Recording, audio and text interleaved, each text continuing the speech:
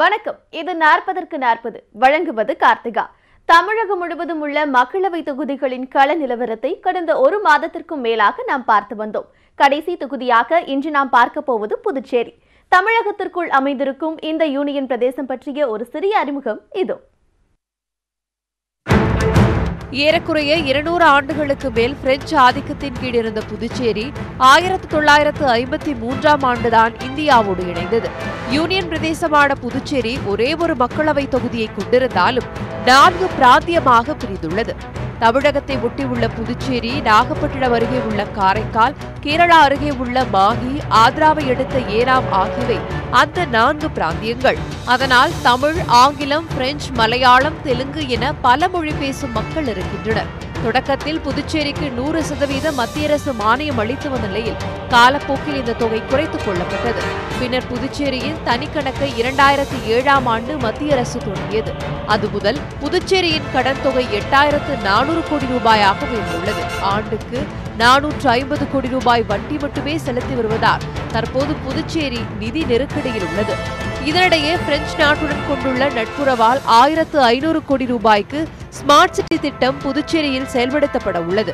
குட்டி கோவா என அழைக்கப்படும் புதுச்சேரியில் சுற்றுலாவும் அரசின் மது விற்பனையும் நிதி நெருக்கடியை சமாளிக்க உதவுகின்றன. புதுச்சேரி மற்றும் காரைக்காலில் சுமார் 60,000 ஏக்கரில் விவசாயம் நடைபெறுகிறது. புதுச்சேரியில் நீர்த்தேக்க அணை இல்லாவிட்டாலும் 84 ஏரிகள், 86 குளங்கள், 400க்கும் மேற்பட்ட குட்டைகள் இருப்பதாக கூறுகிறது பொதுப்பணித்துறை. மணக்குள விநாயகர் கோவில், திருநள்ளாறு சனீஸ்வரர் கோவில், அரவிந்தர் ஆசிரமம், 30க்கும் மேற்பட்ட சித்தர்களின் ஜீவ சமாதிகளும் இங்கு அமைந்துள்ளன. புதுச்சேரியில் உள்ள 30 சட்டமன்ற தொகுதிகளில் காங்கிரஸ் வசம் 15 தொகுதிகளும், என்ஆர் காங்கிரஸ் வசம் 7 தொகுதிகளும் உள்ளன. அதிமுக 4 எம்எல்ஏக்களையும், திமுக 2 எம்எல்ஏக்களையும் வைத்துள்ளன. ஒரு சுயேட்சை எம்எல்ஏ உள்ளார். அங்குள்ள தட்டாஞ்சாவடி தொகுதிக்கு மக்களவை தேர்தலுடன் இடைத்தேர்தலும் நடைபெற உள்ளது. இது தவிர 3 நியமன எம்எல்ஏக்களும் புதுச்சேரியில் உள்ளனர். மக்களவைத் தேர்தலில் 9,59,566 பேர் வாக்களிக்க உள்ளனர். புதுச்சேரியில் நடந்த முதல் 2 மக்களவைத் தேர்தலில் காங்கிரஸ் கட்சியை வெற்றி பெற்றது. 1977இல் அதிமுகவின் அரவிந்த் பால பிரஜனர் வென்றார். 1980 முதல் 3 தேர்தல்களில் காங்கிரசின் ப. சண்முகமே வெற்றி பெற்றார்.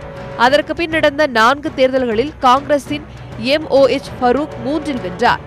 திமுக முதல் முறையாக 1998இல் ஆறுமுகம் மூலமே இங்கே வெற்றியை பதிவு செய்தது. 2004ஆம் ஆண்டில் பாட்டாளி மக்கள் கட்சியின் எம். ராமதாஸ் வென்றார். 2009இல் தற்போதைய முதலமைச்சர் வி. நாராயணசாமி வெற்றி பெற்றார். கடந்த தேர்தலில் காங்கிரஸ் சார்பில் வி. நாராயணசாமியும், என்ஆர் காங்கிரஸ் சார்பில் ராதாகிருஷ்ணனும் களமிறக்கப்பட்டனர். இதேபோல் அதிமுக சார்பில் ஓமலிங்கமும், திமுக சார்பில் நசீமும் போட்டியிட்டனர். இதில் என்ஆர் காங்கிரசின் ராதாகிருஷ்ணனும் 2,55,826 வாக்குகள் பெற்று வெற்றி பெற்றார். வி. நாராயணசாமி 1,94,972 வாக்குகள் பெற்று தோல்வியடைந்தார். யூனியன் பிரதேசமாக இருக்கும் புதுச்சேரி தனி மாநிலமாக மாற்றப்பட வேண்டும் என்பது இங்குள்ள மக்களின் நீண்டகால கனவு. அதற்கு ஆதரவாகவும் எதிராகவும் வாதங்கள் இன்றும் தொடர்கின்றன. ஆளுநர் முதலமைச்சர் மோதல் மட்டுமல்ல, மேலும் பல விஷயங்களும் இந்த கோரிக்கையின் பின்னால் இருக்கிறது. 30 சட்டப்பேரவை உறுப்பினர்களோடு செயல்படும் புதுச்சேரி யூனியன் பிரதேசத்தின் நீண்டகால எதிர்பார்ப்பு தனி மாநிலம். தற்போது அரசுக்கு போதிய அதிகாரம் இல்லாத காரணத்தினால் மக்கள் நல திட்டங்களை செயல்படுத்துவதில் பல இன்னல்களை சந்திப்பதாக கூறுகிறார் அதன் முதலமைச்சர் நாராயணசாமி. பிரதமர்கிட்ட மனு கொடுத்தோம், ஒன்றும் வேலை நடக்கல. அதற்கு பிறகு தேர்தல் அறிக்கையில் இதை குறிப்பிடணும்னு சொல்லி தலைவர் ராகுல் காந்தியை பற்றி அவர்கிட்ட சந்தித்து சொன்னோம். தேர்தல் அறிக்கையில் அது இடம் பெற்றிருக்கு. புதுச்சேரிக்கு மாநில அந்தஸ்து நாங்கள் ஆட்சிக்கு வந்தால் கொடுப்போம் அப்படின்னு சொல்லியிருக்காங்க. அதனால் எங்களுக்கு மாநில அந்தஸ்து கிடைக்கிறது உறுதியாகி இருக்கிறது. முதல்ல பிரச்சனை மாநில அந்தஸ்து வேணும். இங்கே ரெட்டாட்சி நடக்குது. இங்கே தேர்ந்தெடுக்கப்பட்ட ஒரு ஆட்சி ஒன்று இருக்குது, கவர்னர் ஒரு தனி அதிகாரம். அதனால் அரசு ஊழியருக்கோ மற்ற அவங்களுக்கோ எந்த ஒரு பலனும் இல்லாமல் புது முடக்கப்பட்ட ஒரு சூழ்நிலை இருக்குது. இன்றைக்கி இந்த புதுச்சேரிக்கு ஒரு விளக்கம் வரும்னா சென்ட்ரல் இருக்கிற ஆட்சி பாண்டிச்சேரியில் இருந்தால் தான் எங்களுக்கு ஒரு வீடியோ வரும். ஏற்கனவே நிதி நெருக்கடியில் சிக்கி வரவுக்கு மீறி கடனுக்கான வட்டி செலுத்தி வரும் நிலையில் தனி மாநில அந்தஸ்து பெறப்பட்டால் அது மேலும் நெருக்கடியை ஏற்படுத்தும் என்று பொருளாதார வல்லுநர்கள் கூறுகிறார். தனி மாநில அந்தஸ்து குறித்து முதலில் பொதுமக்களிடம் ஒரு தெளிவான புரிதல் ஏற்படுத்தாமல் இதை சாத்தியப்படுத்த முடியாது என்ற கருத்தையும் அவர்கள் முன்வைக்கின்றனர். சில அச்சங்கள்லாம் இருக்குது. மாநில அந்தஸ்து வந்துடுச்சுன்னு சொன்னால் மத்திய அரசு நமக்கு கொடுக்கக்கூடிய நிதியெல்லாம் குறைஞ்சிருமோ, அல்லது வேறு பிரச்சனை ஏதாவது மாநிலம் சீரழிஞ்சிருமோ அப்படின்ற தேவையில்லாத அச்சங்கள்லாம் இருக்குது. ஸோ அவங்கள என்லைட்டன் பண்ண வேண்டிய கடமையை அரசாங்கம் தவறி விட்டது. மாநில அந்தஸ்து கிடைக்குமா கிடைக்காதா, அதுக்கு இருக்கக்கூடிய சிக்கல்கள் என்ன, அப்படி நிறைய கேள்விகள் இருந்தாலும் ஒருவேளை தனி மாநில அந்தஸ்து கிடைக்கப்படக்கூடிய பட்சத்தில் புதுச்சேரியில் இருக்கக்கூடிய நிறைய திட்டங்களையும் இங்க இருக்கக்கூடிய நிதி நெருக்கடியும் சமாளிக்க முடியும் அப்படிங்கிறது பொருளாதார வல்லுநர்களின் ஒரு கருத்தாகவும் இருக்கு. பிரெஞ்சு ஆதிக்க காலத்தில் மிக சிறப்பாக தொழில்கள் நடைபெற்று வந்த புதுச்சேரியில் தற்போது நிர்வாகத்திறனின்மையால் பல மில்களை மூடக்கூடிய சூழல் இருப்பதாக கூறுகிறார்கள் முன்னாள் அதிகாரிகள். வேலை வாய்ப்பின்மையால் பல்லாயிரம் பேர் பாதிக்கப்பட்டுள்ளதாகவும் தெரிவிக்கிறார்கள். மாத சம்பளம் இல்லாமல் குறைந்தபட்சம் 5 மாதங்கள் முதல் 96 மாதங்கள் வரை சம்பளம் இல்லாமல் பணிபுரிகிறார்கள். கடந்த ஆட்சியிலும் இன்ற ஆட்சியிலும் இந்த பிரச்சனைக்கு தீர்வு எடுக்க முடியவில்லை. வேலை இழந்தவர்களின் நிலை மோசமாய் இருக்கும் நிலையில் அரசு சார்பு நிறுவனங்களில் பணிபுரியும் தொழிலாளர்களின் நிலையே மிகவும் மோசமாக இருப்பதாக வேதனைப்படுகின்றனர் தொழிலாளர்கள். பிஜேபி ஆறுதலால் அவர் வெறும் கார்ப்பரேட் கம்பெனி மட்டும்தான் பார்க்கிறார் தவிர நடுத்தர கம்பெனிகள் பார்க்காதனால் இதனுடைய விளைவு நடைபெற்றது. பாண்டிச்சேரி மேலும் அந்த பஞ்சம் 400 கிட்டத்தட்ட 4000 தொழில்கள் நலிவடைந்திருக்கின்றன. அதிலும் பஞ்சாலையும் ஒன்றாகும்.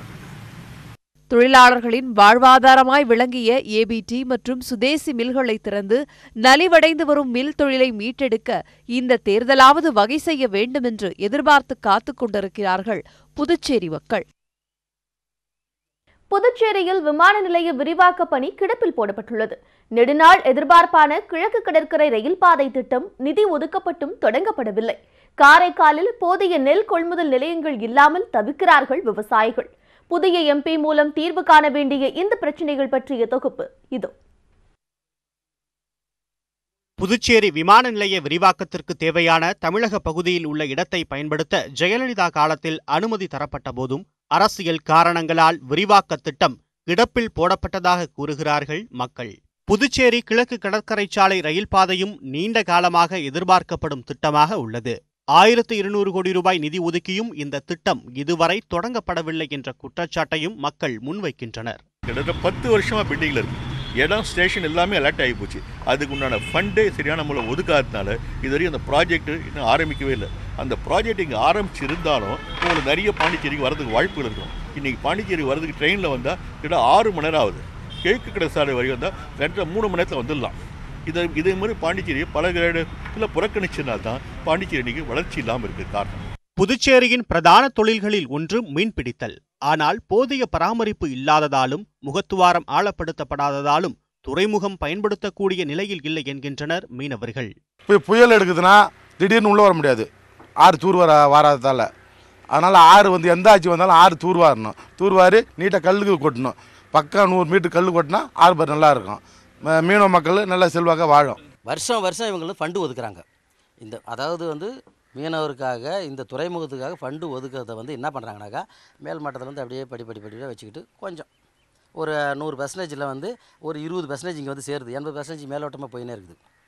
அது யாருக்கு போகுது என்ன போகுதுன்னு அது நாங்கள் இப்போ சொல்ல கூடாது.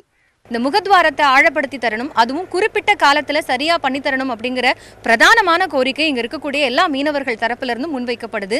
இது நிறைவேற்றி தரப்பட்டா இந்த பகுதி மீனவர்களோட வாழ்வாதாரம் நிச்சயம் மேம்படும் அப்படிங்கறதுலயும் மாற்று கருத்து இல்லை. ஏன்னா இந்த மீன்பிடி தொழிலை நம்பி கிட்டத்தட்ட 30,000 குடும்பங்கள் இங்க தொழில் வளம் பெறதாகவும் இங்க இருக்கிற மீனவர்கள் சொல்றாங்க. இந்த முறையாவது இது சரியா நிறைவேற்றி தரப்படுமா அப்படிங்கிறது இவங்களோட எதிர்பார்ப்பா இருக்கு. புதுச்சேரி யூனியன் பிரதேசத்தின் அங்கமாக உள்ள காரைக்கால் பகுதியில் பேருந்து நிலையத்தை விரிவாக்கம் செய்ய வேண்டும் என்கிறார்கள் மக்கள்.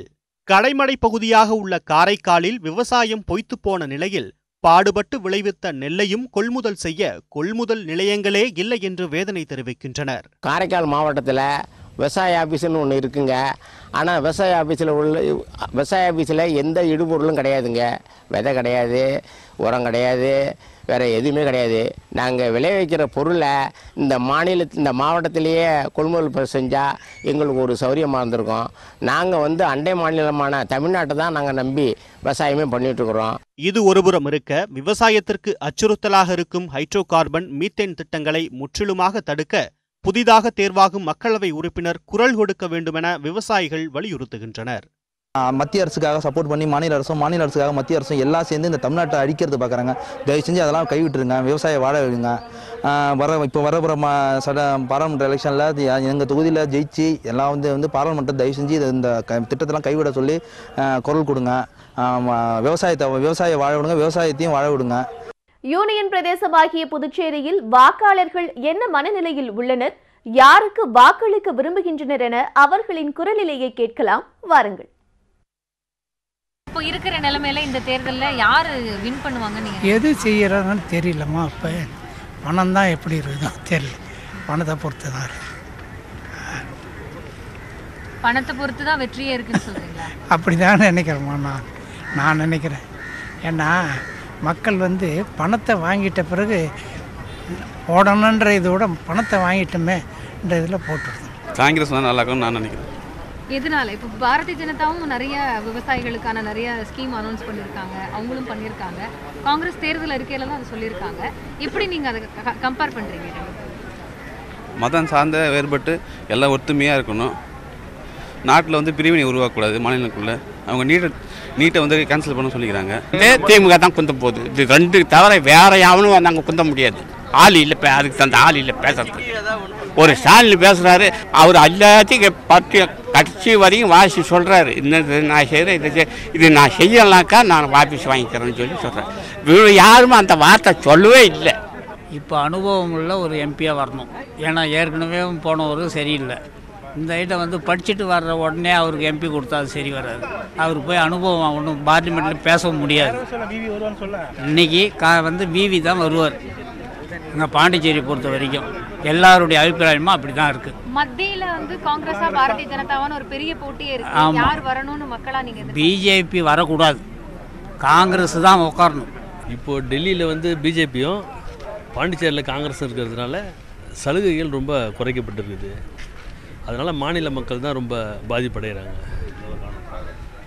இந்த ஒரு குறை நீங்கணும்னா மத்தியிலையும் மாநிலத்திலையும் ஒரே அரசு ஆட்சி செய்யணும். புதுச்சேரி தொகுதி எம்பி ஆர் ராதாகிருஷ்ணனின் நாடாளுமன்ற செயல்பாடு மோசமாக இருக்கிறது.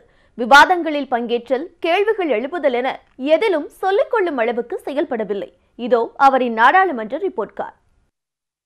மக்களவை நடந்த 331 நாட்களில் 195 நாட்கள், அதாவது 59 விழுக்காடு நாட்கள் மட்டுமே ஆர் ராதாகிருஷ்ணன் அவைக்கு சென்றுள்ளார். தமிழக வெள்ள பாதிப்பு உட்பட வெறும் 9 விவாதங்களில் மட்டுமே அவர் பங்கேற்றுள்ளார். ஒரு சிறப்பு கவன ஈர்ப்புகளில் கூட பங்கெடுக்கவில்லை.